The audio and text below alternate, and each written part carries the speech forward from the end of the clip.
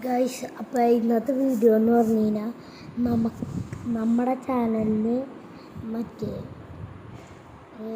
13K വ്യൂസായി, subscribers ഒരുപാടായി. അപ്പോൾ അതിൻ്റെ വകയായിട്ട് നമ്മളൊരു പാർട്ടിയുടെ ഒരു വീഡിയോ ഉണ്ടാവും. അത് നിങ്ങളൊന്ന് കണ്ട് ഒന്ന് ലൈക്കും സബ്സ്ക്രൈബും ചെയ്യുക.